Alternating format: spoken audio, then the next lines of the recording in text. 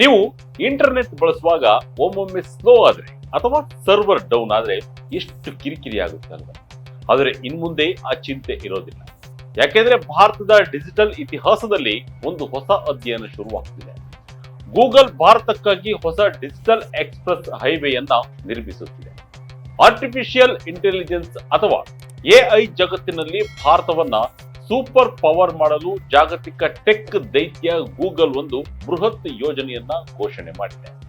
ಬರೋಬ್ಬರಿ $15 ಬಿಲಿಯನ್ ಹೂಡಿಕೆ, ಸಮುದ್ರದಾಳದಲ್ಲಿ ಸಾವಿರಾರು ಕಿಲೋಮೀಟರ್ ಉದ್ದದ ಕೇಬಲ್ ಅಳವಡಿಕೆ ಮತ್ತು ವಿಶಾಖಪಟ್ಟಣಂ ಅನ್ನೋ ಕರಾವಳಿ ನಗರವನ್ನ ವಿಶ್ವದ ಡಿಜಿಟಲ್ ಭೂಪಟದಲ್ಲಿ ಮಿಂಚುವಂತೆ ಮಾಡುವ ಪ್ಲಾನ್ ಇದಾಗಿದೆ.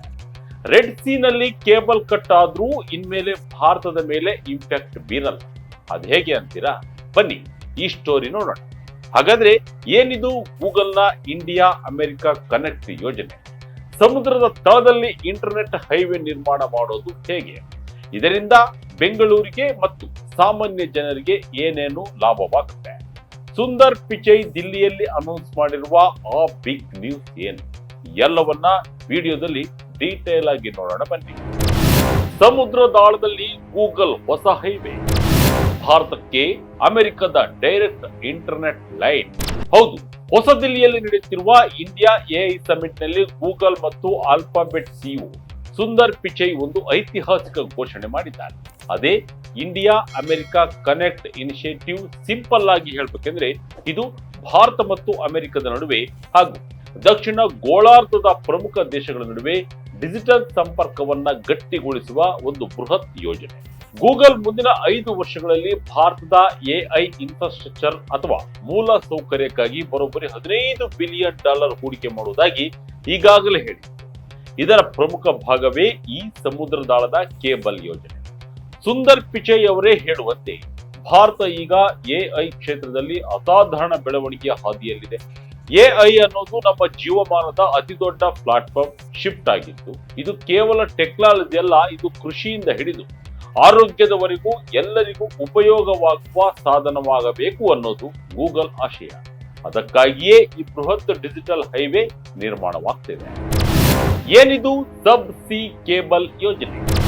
ವೈಜಾಗ್ನಿಂದ 2 ಹೊಸ ಮಾರ್ಗಗಳು. ಈ ಯೋಜನೆಯಲ್ಲಿ ಅತಿ ದೊಡ್ಡ ಸುದ್ದಿ ಅಂದ್ರೆ ಆಂಧ್ರ ಪ್ರದೇಶದ ವಿಶಾಖಪಟ್ಟಣಂನ ಅಥವಾ ವೈಜಾಗ್ ನಗರದ ಎಂಟ್ರಿ. ಇಲ್ಲಿಯವರೆಗೂ ಭಾರತದ ಇಂಟರ್ನೆಟ್ ಸಂಪರ್ಕಕ್ಕೆ ಮುಂಬೈ ಮತ್ತು ಚೆನ್ನೈ ಪ್ರಮುಖ ದ್ವಾರಗಳಾಗಿದ್ದವು. ಆದರೆ ಈಗ ಗೂಗಲ್ ತನ್ನ ದೃಷ್ಟಿಯನ್ನ ವೈಜಾಗ್ ಮೇಲೆ ನೆಟ್ಟಿದೆ. ಈ ಯೋಜನೆಯಡಿ ಗೂಗಲ್ 3 ಹೊಸ ಸಬ್ಸಿ ಕೇಬಲ್ ಮಾರ್ಗವನ್ನ ನಿರ್ಮಿಸುತ್ತಿದೆ.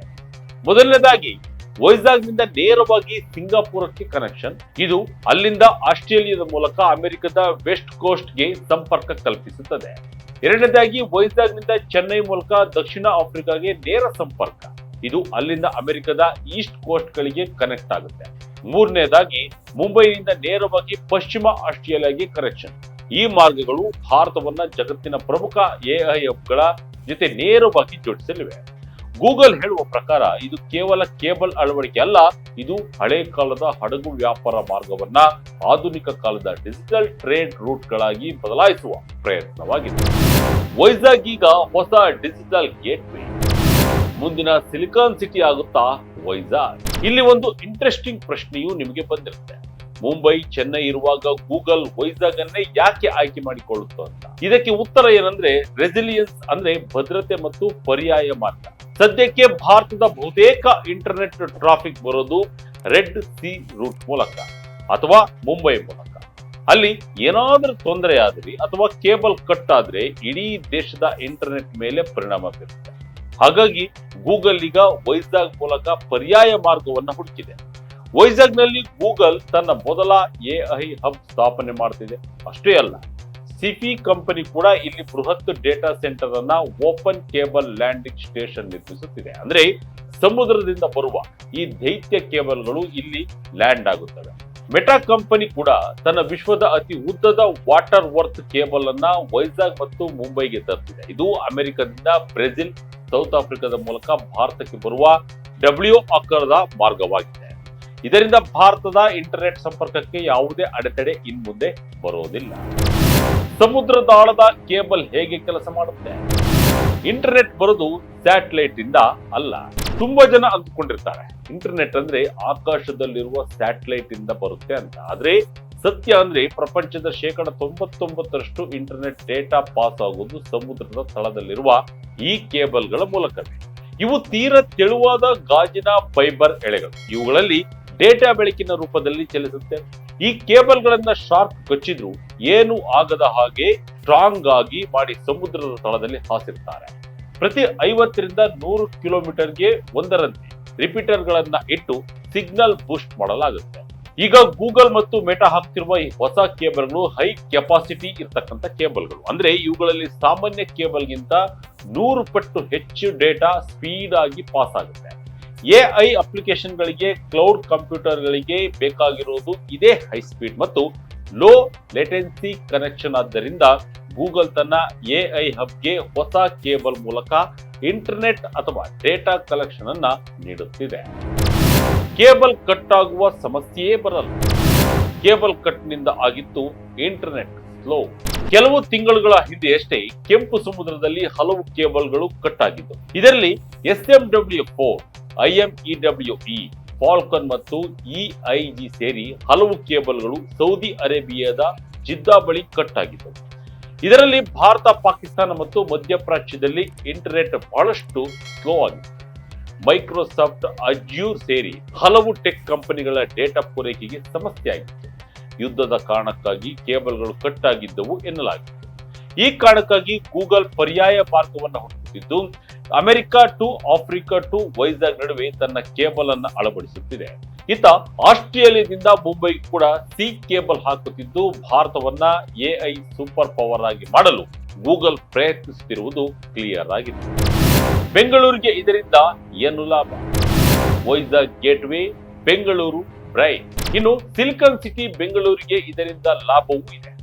ವೈಜಾಗ್ ನಲ್ಲಿ ಕೇಬಲ್ ಲ್ಯಾಂಡ್ ಆದ್ರೆ ಬೆಂಗಳೂರಿಗೆ ಏನು ಸಂಬಂಧ ಅಂತ ನೀವು ಕೇಳಬಹುದು. ಇಲ್ಲೇ ಇರೋದು ಅಸಲಿ ಲಿಂಕ್. ವೈಜಾಗ್ ಒಂದು ಗೇಟ್ವೇ ಅಷ್ಟೇ. ಅಲ್ಲಿಗೆ ಬರುವ ಇಂಟರ್ನೆಟ್ ಮತ್ತು ಡೇಟಾವನ್ನ ಅಲ್ಲಿಂದಲೇ ಭೂಮಿಯ ಒಳಗಿನ ಕೇಬಲ್ ಮೂಲಕ ಬೆಂಗಳೂರು, ಹೈದರಾಬಾದ್ ನಂತಹ ಟೆಕ್ ಸಿಟಿಗಳಿಗೆ ಕಳುಹಿಸಲಾಗುತ್ತೆ. ಬೆಂಗಳೂರು ಈಗಾಗಲೇ ಭಾರತದ ಪ್ರಮುಖ ಕ್ಲೌಡ್ ಮತ್ತು ಸಾಫ್ಟ್ವೇರ್ ಹಬ್ ಆಗಿದೆ. ವೈಜಾಗ್ ನಲ್ಲಿ ಹೊಸ ಮಾರ್ಗ ಓಪನ್ ಆದ್ರೆ ಬೆಂಗಳೂರಿನ ಕಂಪನಿಗಳಿಗೆ ಆಫ್ರಿಕಾ ಮತ್ತು ಅಮೆರಿಕದ ಜೊತೆ ಕನೆಕ್ಟ್ ಆಗಲು ಕಡಿಮೆ ಸಮಯದಲ್ಲಿ ಹೆಚ್ಚು ಸ್ಪೀಡ್ ಸಿಗುತ್ತೆ. ಅಂದ್ರೆ ಬೆಂಗಳೂರು ಈ ವ್ಯವಸ್ಥೆಯ ಬ್ರೈನ್ ಅಥವಾ ಕಂಪ್ಯೂಟ್ ಹಬ್ ಆಗಿ ಕೆಲಸ ಮಾಡುತ್ತೆ. ಸಿಫಿ ಕಂಪನಿ ಈಗಾಗಲೇ ಬೆಂಗಳೂರಿನಲ್ಲೂ ಡೇಟಾ ಸೆಂಟರ್ ಆಪರೇಟ್ ಮಾಡ್ತಿದ್ದು ವೈಜಾಗ್ ಕನೆಕ್ಷನ್ ಬಲಗೊಂಡಷ್ಟು ಬೆಂಗಳೂರಿನ ಐಟಿ ಕಂಪನಿಗಳಿಗೆ, ಸ್ಟಾರ್ಟ್ಅಪ್ ಗಳಿಗೆ ಡೇಟಾ ವರ್ಗಾವಣೆ ಮಾಡೋದು ಇನ್ನಷ್ಟು ಸುಲಭ ಮತ್ತು ಅಗ್ಗವಾಗಲಿದೆ. ಸಾಮಾನ್ಯ ಜನರಿಗೆ ಸರ್ಕಾರಕ್ಕೆ ಏನು ಯೂಸ್?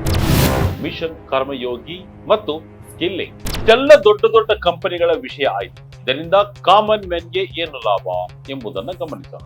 ಮೊದಲನೇದಾಗಿ ಇಂಟರ್ನೆಟ್ ಸ್ಪೀಡ್ ಮತ್ತು ವಿಶ್ವಾಸ ಅರ್ಹತೆ ಹೆಚ್ಚಾಗುತ್ತೆ. ಎರಡನೇದಾಗಿ ಎಐ ಟೂಲ್ಸ್ ಬಳಸುವುದು ಸುಲಭವಾಗುತ್ತೆ. ಗೂಗಲ್ ಕೇವಲ ಕೇಬಲ್ ಹಾಕಿ ಸುಮ್ಮನಾಗ್ತಿಲ್ಲ. ಭಾರತದ ಸ್ಕಿಲ್ಲಿಂಗ್ ಅಂದ್ರೆ ಕೌಶಲ್ಯ ಅಭಿವೃದ್ಧಿಗೂ ಕೈ ಜೋಡಿಸಿದೆ.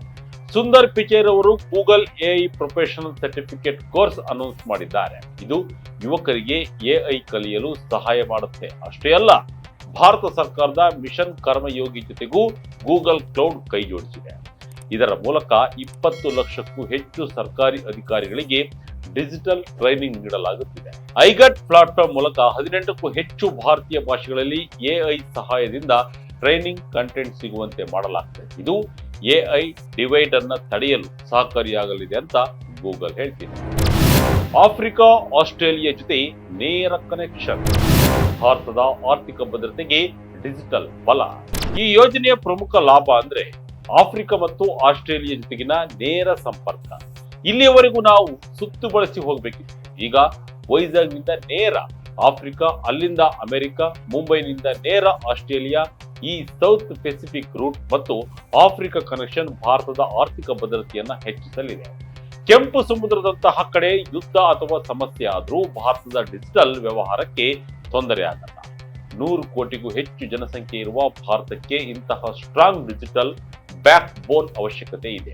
ಇದು ಭಾರತವನ್ನು ಕೇವಲ ಇಂಟರ್ನೆಟ್ ಬಳಕೆದಾರರ ದೇಶವನ್ನಾಗಿ ಉಳಿಸದೆ ಪ್ರಪಂಚದ ಡೇಟಾ ಹರಿಯುವ ಪ್ರಮುಖ ಡಿಜಿಟಲ್ ಜಂಕ್ಷನ್ ಆಗಿ ಪರಿವರ್ತಿಸಲಿದೆ.